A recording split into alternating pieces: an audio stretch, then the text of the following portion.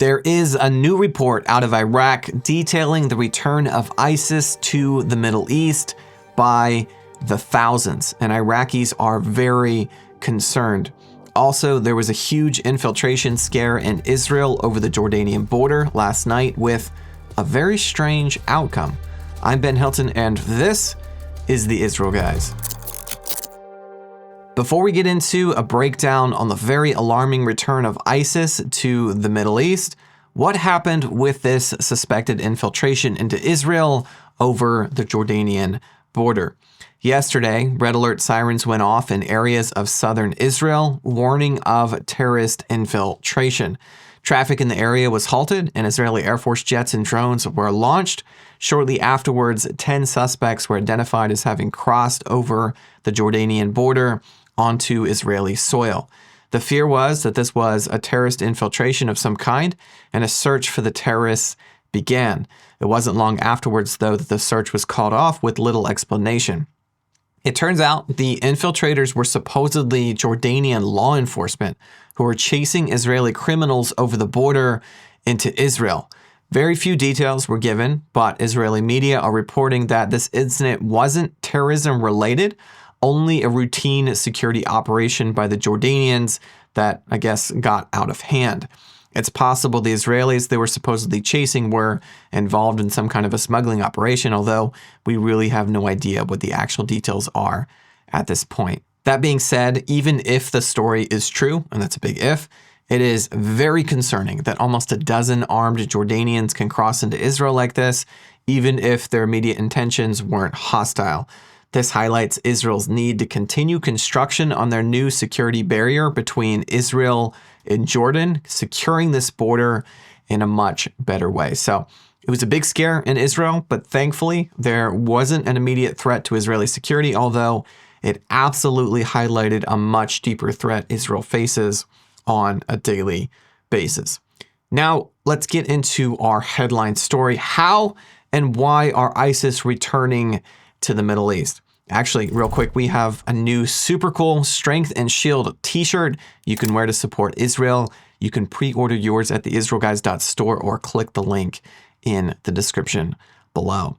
Jewish breaking news just dropped an exclusive report from Iraq's head of intelligence warning about the rebuilding of ISIS in Syria. You'll remember under President Trump's first term, ISIS nearly disappeared operationally due to Trump's targeted strikes on their leadership and terrorists in the field. Just last year, when the Assad regime fell, official U.S. numbers placed the group as being limited to just 2,000 terrorists, with most of those belonging to now Syrian President al-Shara. Although, now that he's trying to play the moderate card with Trump in the West, he publicly minimizes his ties to the group because, of course. Since Shara took office, though, the group has grown to about 8,000 terrorists who are openly flying the ISIS flag. This according to Iraqi intelligence. Apparently, the Iraqis are concerned about another possible invasion if the group were to continue to grow under Shara's leadership. The fear is only strengthened by the recent takeover of Kurdish resources, including oil fields, by the Syrian government, and the predictable slaughter of the Kurdish people that followed. Also, President Trump abandoning the Kurds to this horrific fate isn't helping anything, especially since we here in the U.S. have historically given the Kurds our support. Iraq seems to be in a much stronger position to defend themselves than they were back in 2014 when ISIS originally invaded. They have wire and trenches along much of their border with Syria. They now have some Air Force drones that patrol the border at intervals, but that doesn't mean Iraqi leadership isn't concerned. Syrian President Shara seems to be playing a strange but also smart game.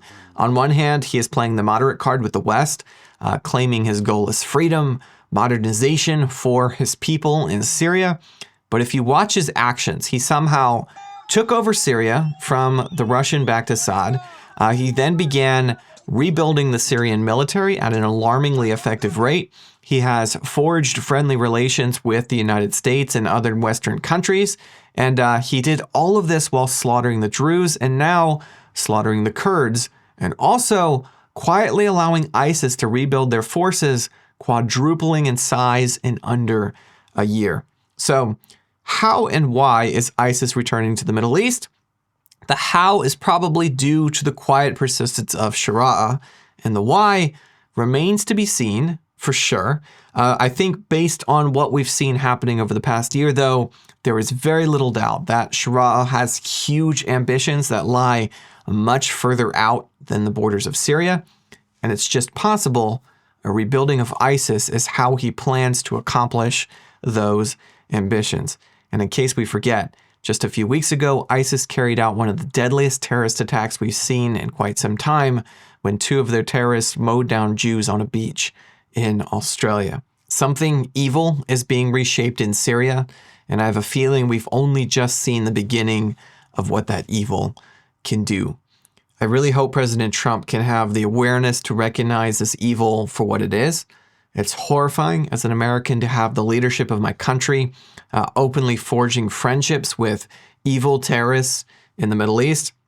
And I don't say that as a bash towards Trump. It appears that Trump has good intentions in the Middle East, and he thinks that with some strategy, he can make deals with these evil people and facilitate a safer Middle East. And to some extent, he's had success with this already. But this is a dangerous game, a very, very dangerous game. And so far, Israel seems to be the only country openly recognizing the evil that we're dealing with for what it actually is. That's why the best way we as believers can take a stand for truth and goodness in the world is to stand with Israel. Pray for the peace of Jerusalem, because the peace of the Middle East and the world more broadly rests on the peace of that city. And if you want to take a practical step in supporting Israel and bringing truth to the world, you can give this video a like, leave a comment below, share it with your friends on social media. You can also pre-order our Strength and Shield t-shirt, boldly declaring your unwavering support for Israel and recognizing the real strength and shield for Israel and the world, which is of course the God of Abraham, Isaac, and Jacob. That's it for today. As always, thanks for watching.